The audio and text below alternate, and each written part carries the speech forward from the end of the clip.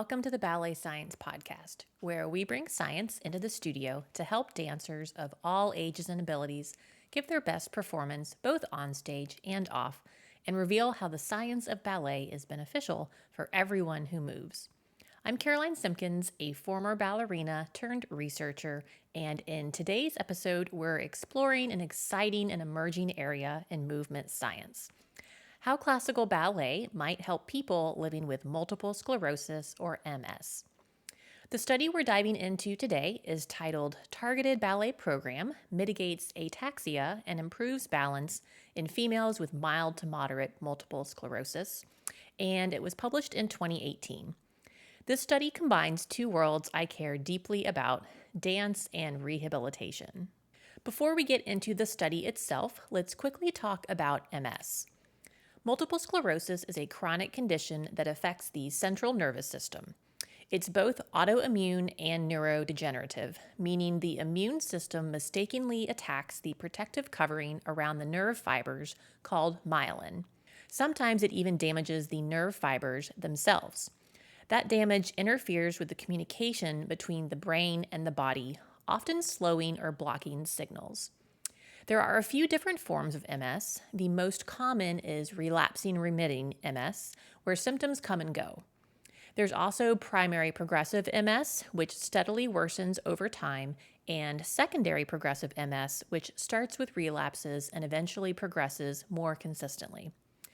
Regardless of the type, MS can affect everything from memory and mood to coordination, balance, and the ability to walk. And this is where rehab plays a big role. Most medications for MS are tailored to the specific form of the disease, but physical rehabilitation is usually broader. It tends to focus on movement, especially walking and balance, which are often some of the most frustrating symptoms for people with MS. But what's the good news? Exercise does help. We've seen benefits from strength training, yoga, treadmill workouts, even salsa dancing and water aerobics. But while these interventions do show improvements, especially in balance and mobility, the changes are often modest. And that raises a big question: is there a more effective way to help people with MS move better? That's where dance, particularly ballet, might come in. Dance isn't just physical. It activates the brain's cognitive, emotional, sensory, and motor systems all at once. There's rhythm, coordination, expression. It's a multi-layered experience. That complexity could actually make it even more effective than traditional rehabilitation exercises.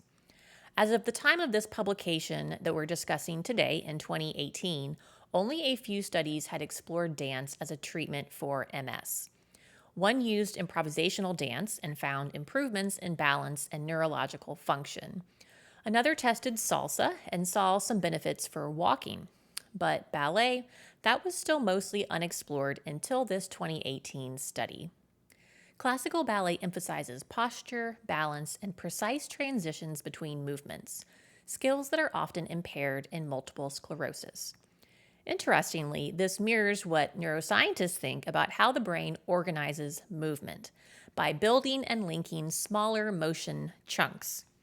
So the researchers asked, what if we could use the structure of ballet to help retrain coordination and balance in people with multiple sclerosis? The researchers created what they called the Targeted Ballet Program, a specially designed intervention for women with mild to moderate multiple sclerosis. Their goal was to reduce ataxia, which is the lack of coordination that leads to jerky or unstable movement, and to improve both static and dynamic balance. But this wasn't just a ballet class. It was grounded in neuroscience and motor learning principles, really blending the artistry of ballet with the science of rehabilitation. So who took part in this research? To join the study, participants had to meet a few criteria. They needed a confirmed multiple sclerosis diagnosis, be relapse-free for at least 30 days, and have a certain level of disability, mild to moderate, meaning they could still walk independently or with little support. The researchers used two clinical tools to screen participants: the ICARS, or International Cooperative Ataxia Rating Scale, to assess coordination problems, and the EDSS, or Expanded Disability Status Scale, to measure their level of mobility. In total, 8 women, aged 36 to 65, completed the full 16-week program. All of them had relapsing remitting MS.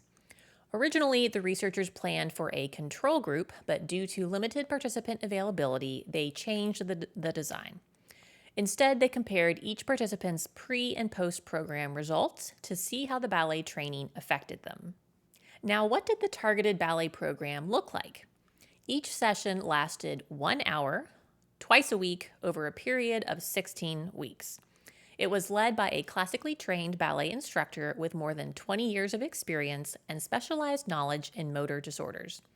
Every participant had 1 or 2 trained research assistants working with them during these sessions to provide balance support and movement guidance. The structure of the class stayed the same each day. 20 minutes of seated warm-up and seated ballet technique, 15 minutes at the ballet bar, 20 minutes of across-the-floor movement, and a 5-minute cool-down. All the ballet vocabulary was adapted, but still recognizable. Pliés, tendus, rond de jambes, even gallops, and mazurkas. Exercises were done within each participant's safe range of motion, and posture and trunk control were emphasized throughout. The sessions were held in a lab designed specifically for this kind of work. It had everything: professional-grade flooring, mirrors, bars, a sound system, and even live piano. The mirrors gave participants real-time visual feedback, and safety was prioritized at every step of the intervention. So how were the outcomes measured? The researchers used both high-tech tools and clinical tests. For movement analysis, they used a motion capture system, the kind often used in sports science and animation.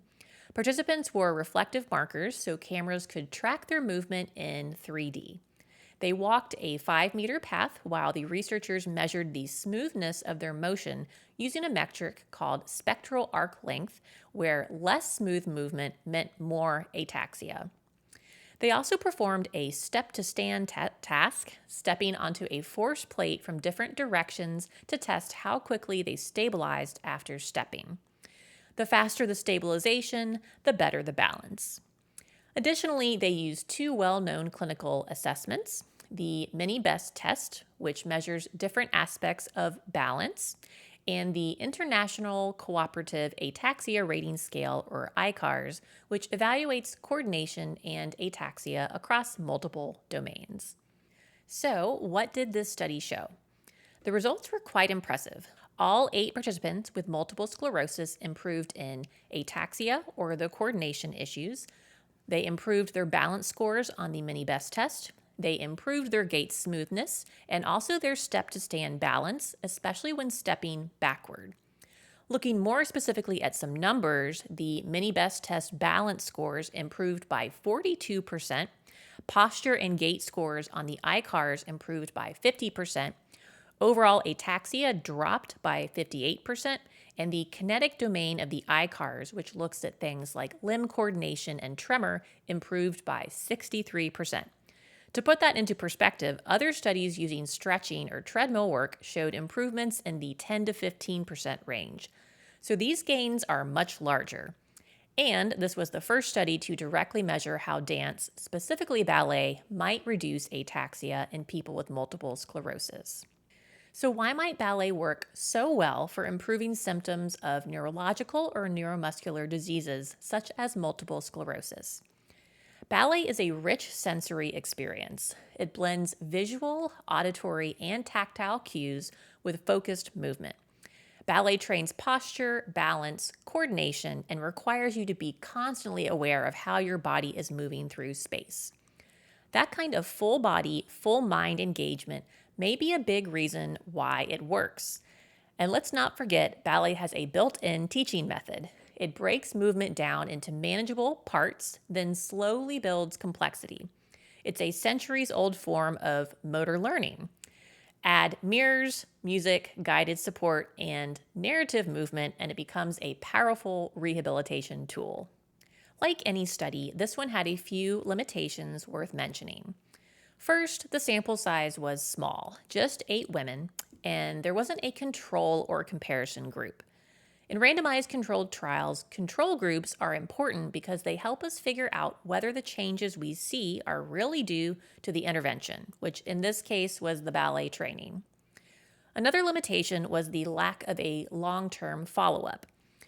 Without that, it's hard to say how well the benefits of the ballet program might hold up over time for people with multiple sclerosis.